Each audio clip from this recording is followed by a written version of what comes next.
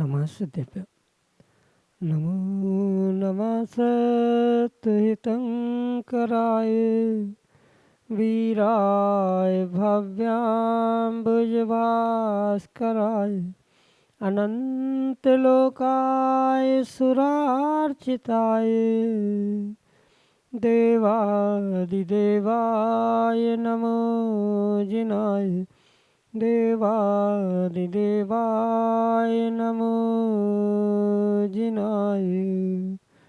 पंच परमेष्टि भगवान की परम पूज्य आचार्य भगवंत गुरुवर विशुद्ध सागर जी मुनि महाराज की, परम पूज्य मुनि श्री सुप्रभ सागर जी महाराज की, शाश्वत तीर्थराज समेत शिखर जी की। समीचीन विकल्पों का सम्यक समाधान। सम्यक ज्ञान की वह अनूठी विधा जो निश्चित ही हमारे ज्ञान को सम्यक की ओर ले जाने वाली है, और सम्यक ज्ञान रूपी ज्योति जिसके पास है उसका कल्याण का पथ अवश्य ही प्रशस्त होता है। परम पूज्य आचार्य भगवंत गुरुवर विशुद्ध सागर जी महाराज के मंगल सुभाषित से परम पूज्य मुनि श्री सुप्रभ सागर जी महाराज ने हमें वह अनूठी विधा प्रदान की है जिसके माध्यम से हम अपने ही मन के विकल्प को समीचीनता प्रदान करते हुए गुरु के समक्ष प्रस्तुत करके उसका आगम के परिप्रेक्ष्य में सम्यक रूप से समाधान प्राप्त कर सकते हैं। आप भी अपना समीचीन विकल्प भेज करके परम पूज्य मुनिश्री से उसका सम्यक समाधान प्राप्त करने का पुरुषार्थ करें। प्रारंभ करते हैं आज का सम्यक समाधान। और आज के पहले विकल्प के लिए गुना मध्य प्रदेश से लकी जैन महाराज श्री के चरणों में बारंबार नमोस्तु निवेदित करते हुए अपना समीचीन प्रश्न रख रहे हैं कि महाराज जी, देवगति में जो 4 निकाय के देव देवियाँ हैं वे अपने जीवन का इतना लंबा समय कैसे निकालते हैं? क्या वहाँ पर भी देवों को कुछ काम करना पड़ता है? तथा सम्यक दृष्टि और मिथ्या दृष्टि देव देवियों की दिनचर्या क्या होती है? हमारे समीचीन विकल्प का सम्यक समाधान करने की अनुकंपा करें। नमोस्तु महाराज जी, नमोस्तु। ओम नमः सिद्धम। परम पूज्य आचार्य भगवान गुरुवर विशुद्ध सागर जी महाराज की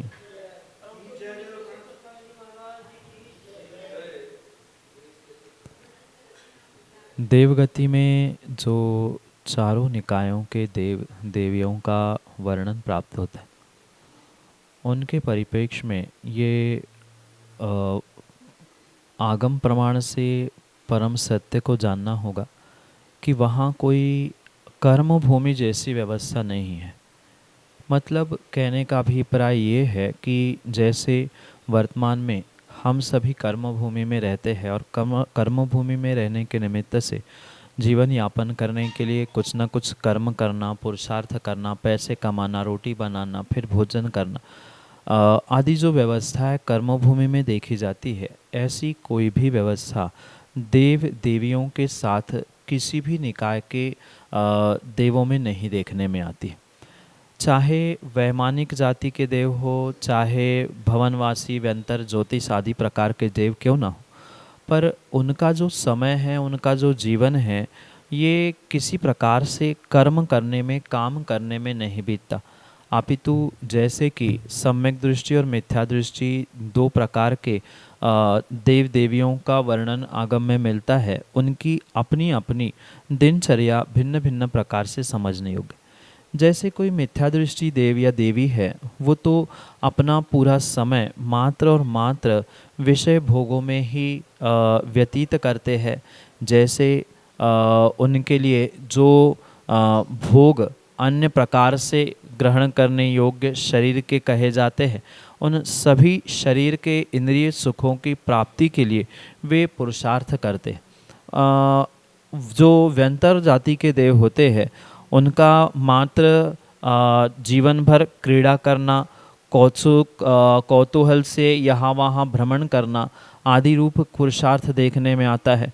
जो वैमानिक देव मिथ्या दृष्टि होते हैं, वो भी मात्र विषय भोगों की पूर्ति के लिए ही अपने जीवन को परिपूर्ण समर्पित करते हुए देखने में आते हैं। वही जब एक सम्यक दृष्टि देव होता है, वह सम्यक दृष्टि देव या सम्यक दृष्टि जो देवी होती है, उनका लगभग पूरा जीवन, पूरा समय उस भगवान के जो अकृत्रिम जिनबिंब, जिन चैत्यालय आदि है, उनकी वंदना, उनका पूजन करना, यहाँ वहाँ धर्म क्षेत्रों के निमित्त से गमन करना आदि पुरुषार्थ उन सम्यक दृष्टि देव और देवियों के निमित्त से होता है। और मिथ्या दृष्टि देव देवियों का मात्र विषय भोगों में ही लीनता रूप पुरुषार्थ देखने में आता है। पर पुरुषार्थ का मतलब ये नहीं है कि उनके लिए कुछ भोजन बनाना पड़ता है या उनके लिए कुछ वस्त्र खरीदने किसी शॉपिंग मॉल में जाना पड़ता है। ऐसी कोई भी व्यवस्था वहाँ नहीं है। जो उनकी इच्छा होती है वैसे उनके लिए द्रव्य प्राप्त होने के लिए, वस्तुओं को प्राप्त कराने के लिए जो एक व्यवस्था कल्पवृक्ष रूप भोग भूमियों में भी देखने में आती है, वही व्यवस्था वहाँ भी होती है। वस्त्रांग जाति के उन वृक्षों के पास, कल्प वृक्षों के पास वह पहुंचकर अपने लिए उन विशेष रूप से वस्त्रों को ग्रहण करते हैं। जो वैमानिक देवों के विषय में कथन आता है कि उनकी जितनी आयु होती है उतने आयु के प्रमाण से उनका श्वासोश्वास, उनका भोजन और भोजन भी वह अमृत भोजी होते हैं। इसलिए उनके कंठ से जब उन्हें कुछ वर्षों बाद भूख लगती है, भूख का एहसास होता है, तब वह मात्र स्मरण करते हैं और कंठ से अमृत झरकर उनकी इच्छाएं पूर्ण हो जाती है। तो अन्य जो भी शरीर इंद्रिय विषयों के निमित्त से भोग कहे जाते हैं, ऐशो आराम कहना, अप्सराओं के नृत्यों को देखना, विषय भोगों को प्राप्त करना आदि अनेक प्रकार से पुरुषार्थ वह देवों द्वारा अपने अपने स्थानों में, अपने अपने निकायों के निमित्त से समझने की आवश्यकता है। ये विशेष विशेष विशेष बात ध्यान रखें कि कर्म भूमि जैसी कोई कर्म करने का पुरुषार्थ, कुछ कार्य करना, पैसे कमाना आदि कोई भी कार्य स्वर्गों के देव देवियाँ नहीं करते। और मात्र स्वर्गों के ही नहीं अपितु ज्योतिष देवों के निमित्त से, जैसे ज्योतिष विमानों में ज्योतिष विमानों का परिभ्रमण होता है, तो वहाँ परिभ्रमण के निमित्त से ज्योतिष विमान में जो देव रहते हैं, निवास करते हैं, वे भी स्वयं परिभ्रमण करते रूप देखने में आते हैं। तो सम्यक दृष्टि मिथ्या दृष्टि देवों और देवियों के निमित्त से विशेष अंतर यही समझने योग्य है कि सम्यक दृष्टि देव है वह भगवान की पूजन पाठ आदि करने में पुरुषार्थ व्यक्त करते हैं, और वही मिथ्या दृष्टि जीव पूर्ण रूप से विषय भोगों को ही प्राप्त करते हैं। जो वहाँ पर नीच जाति के देव होते हैं, मतलब अनेक प्रकार के देवों की व्यवस्था आगम ग्रंथों में शायद आपने पढ़ी होगी।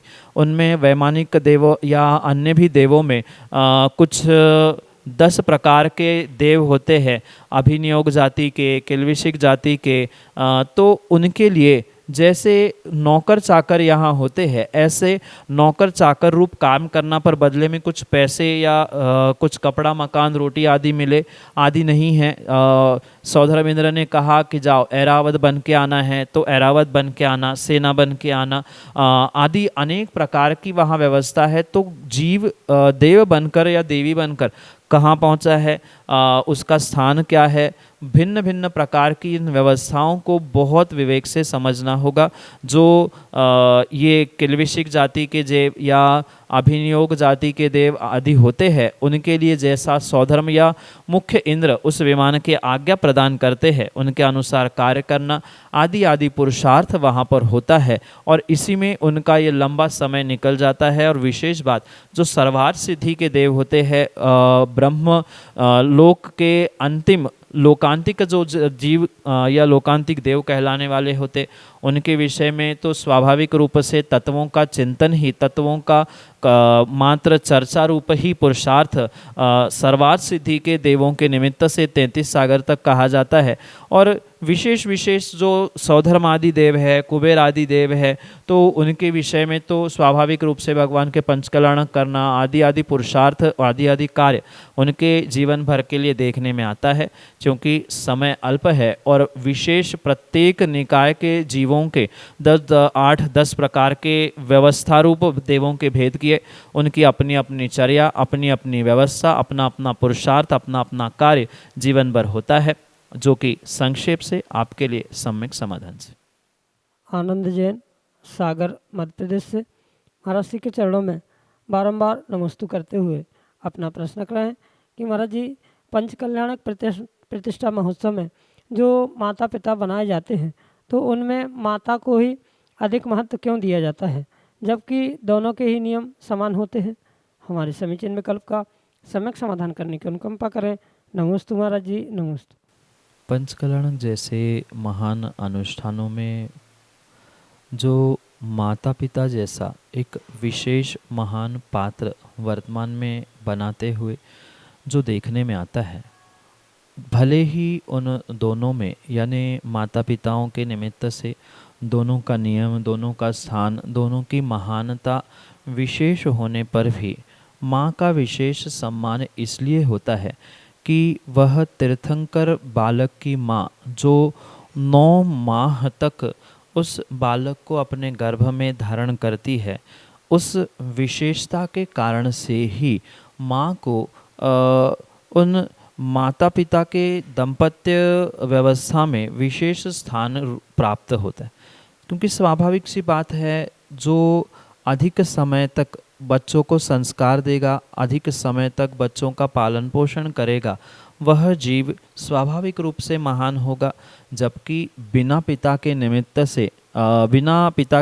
के माता कभी भी तीर्थंकर जैसे बालक को जन्म देने के लिए कार्यकारी नहीं बन सकती। ये सत्य होने पर भी पिता का मात्र कुछ ही मिनट का निमित्त प्राप्त होने पर भी जो माँ अथवा पुरुषार्थ करते हुए एक बालक को जन्म देती है, जब वर्तमान में भी सामान्य रूप से एक पंचम काल के या अन्य काल के भी संतान को जन्म देने वाली माँ को, उनको संस्कार देने वाली माँ को, पालन पोषण करने वाली माँ को विशेष स्थान दिया जाता है।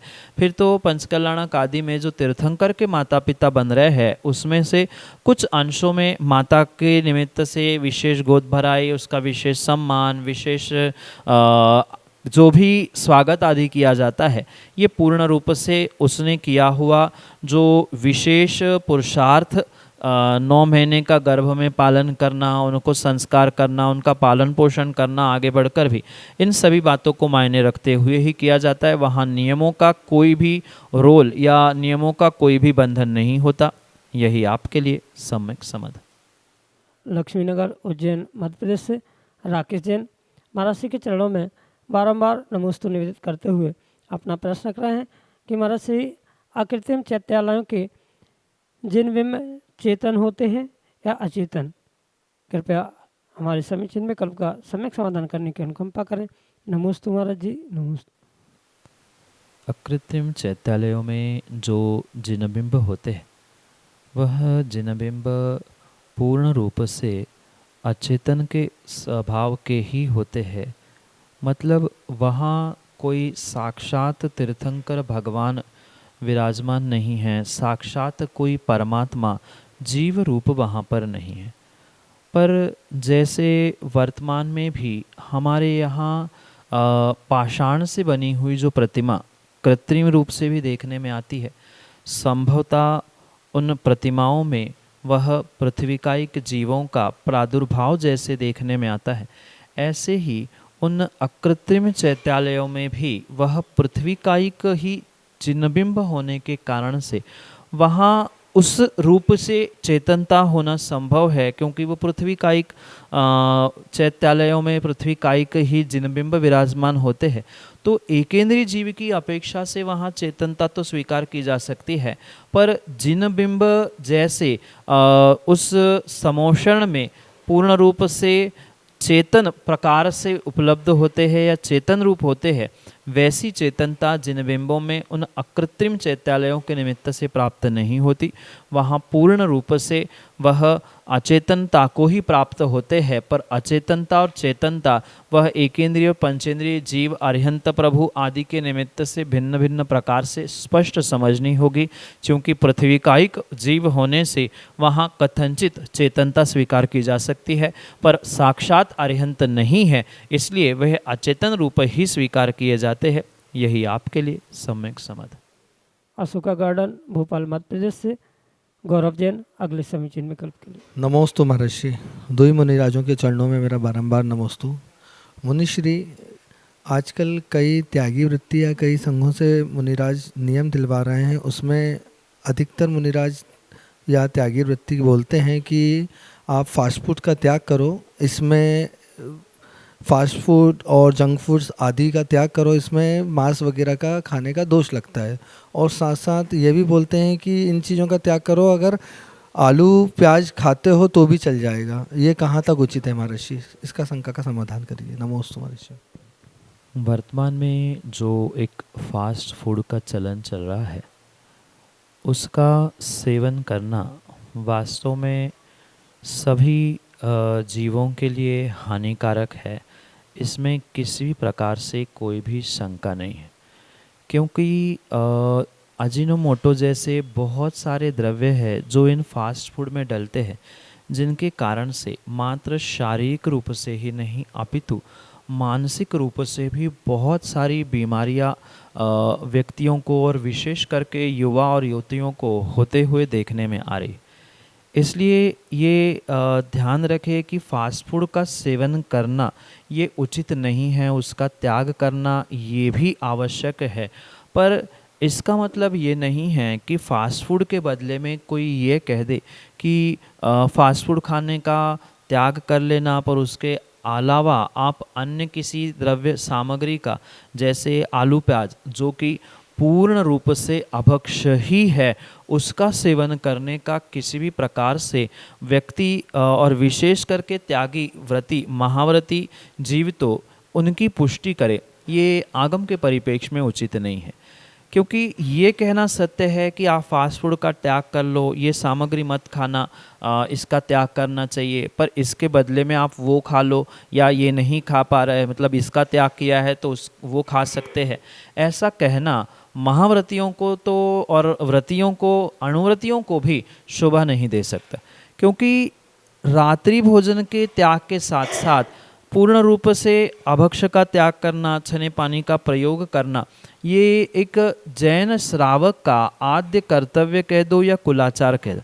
इसलिए किसी भी प्रकार से जिन्होंने कृतकारित अनुमोदना से पूर्ण रूप से अभक्ष्य का त्याग किया है, उनके द्वारा ये भाषा शोभा नहीं देती कि फास्ट फूड का त्याग करते हुए आप आलू प्याज खा सकते हैं, या आलू प्याज खाने में उतना दोष नहीं है जितना कि फास्ट फूड खाने में दोष है।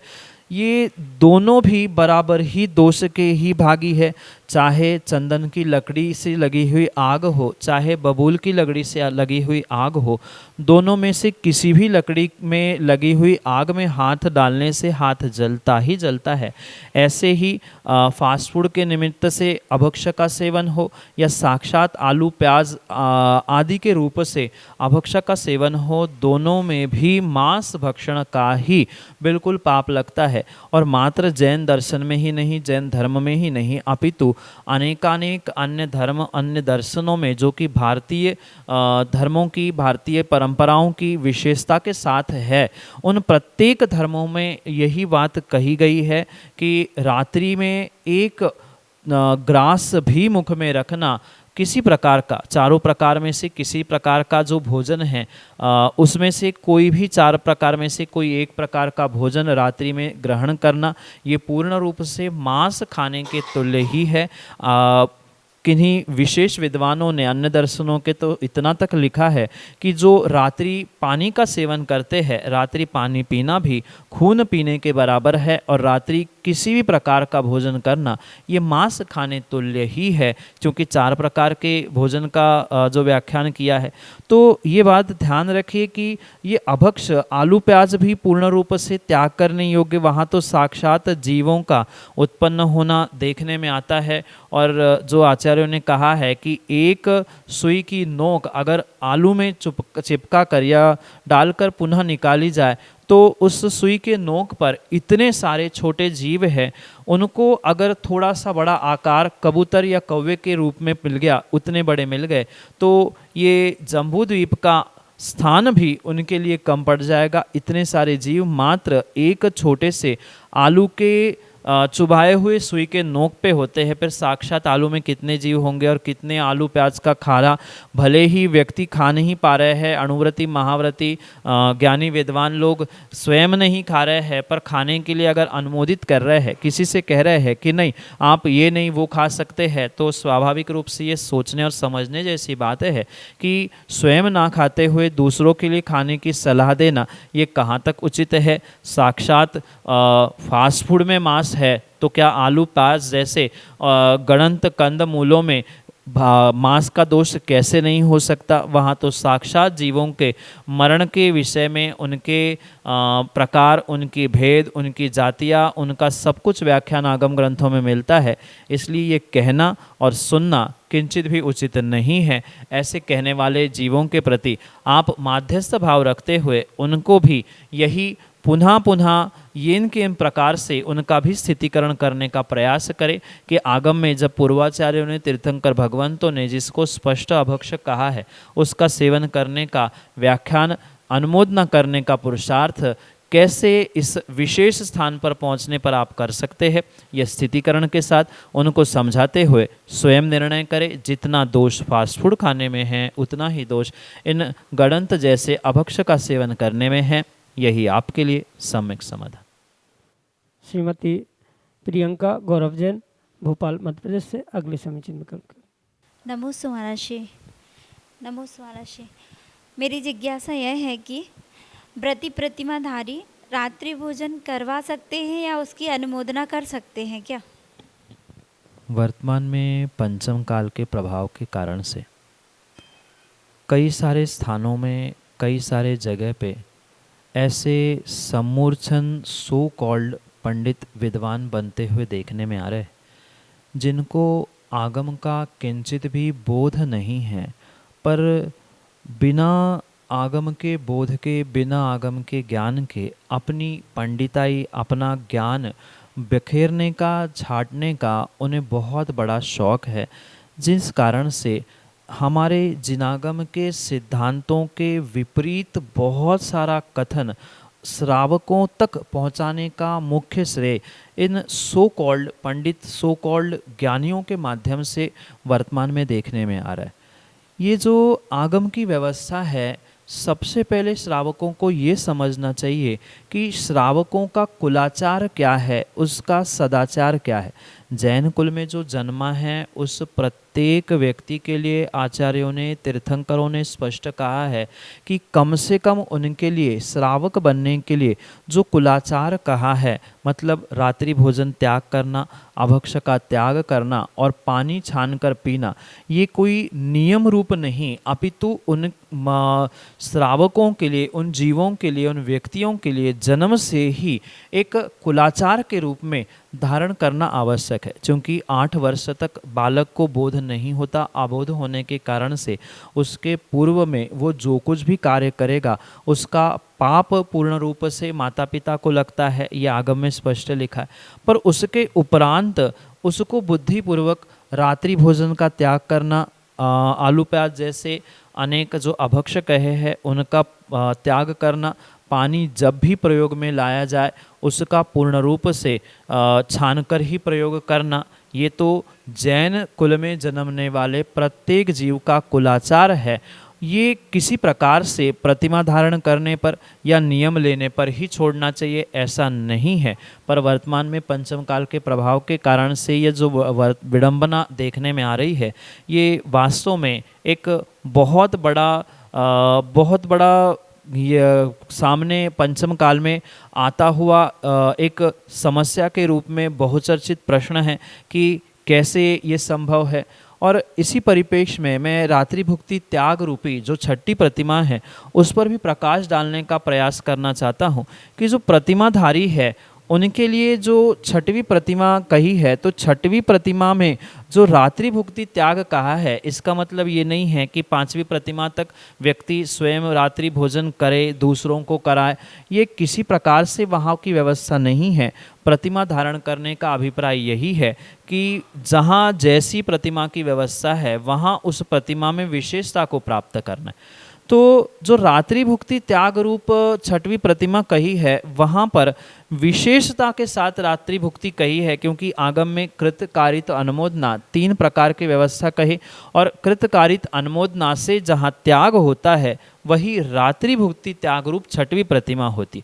उसके पूर्व में वह किंचित किसी प्रकार से अपने बालक के लिए, अपने परिवार के लिए रात्रि भोजन के लिए अनुमोदित कर सकता है, क्योंकि जो माँ प्रतिमाधारी है उनके लिए तो जो अबोध बालक है, जो खाना पीना स्वयं नहीं जानता, उनके लिए दूध आदि पिलाना ये तो फिर भी इस प्रतिमा तक स्वीकार किया जा सकता है। पर ये विवेक पूर्वक समझने की आवश्यकता है कि जैन धर्म का कुलाचार ही जब कहता है कि रात्रि भोजन नहीं करना चाहिए, करने की अनुमोदना नहीं करना चाहिए, करवाना नहीं चाहिए, क्योंकि कृतकारित अनुमोदना से बराबर पुण्य पाप लगता है, तो ये विवेक पूर्वक समझते हुए ही वर्तमान के विद्वानों को और ज्ञानियों को वैसा व्याख्यान करना चाहिए। अन्यथा स्वयं भी विपरीतता में जा रहे हैं और आपकी बातों को सुनकर वह समाज के भी जो कुछ व्यक्ति आपको मानते हैं वे भी मिसअंडरस्टैंडिंग के कारण से, गलत धारणाओं के कारण से मिथ्यात्व में जाने की पूर्ण संभावना है। उसके पूर्व यानी रात्रि भुक्ति त्याग रूपी छठवीं प्रतिमा के पूर्व 5वीं प्रतिमा तक, क्या उसके पूर्व यानी दूसरी प्रतिमा भी नहीं ली है, प्रतिमाधारी भी नहीं है, पर फिर भी उनके लिए रात्रि भोजन करवाना उचित नहीं है। कुछ अंशों में 5वीं प्रतिमा तक वह कारित और अनुमोदना से यानी दूसरे को आहार करवाना या करने वालों की रात्रि में अनुमोदना करना, इतना पुरुषार्थ 5वीं प्रतिमा तक होता है। 6वीं प्रतिमा में कृत कारित अनुमोदना से पूर्ण रूप से रात्रि भोजन का परित्याग हो जाता है। इसी अभिप्राय से वहाँ तीनों कोटि से यानी कृत कारित और अनुमोदना, इन तीनों कोटि की अपेक्षा से, तीनों प्रकार से पूर्ण रूप से रात्रि भोजन का त्याग होने से वह 6वीं प्रतिमा विशेष कही है। यही आपके लिए सम्यक समाधान।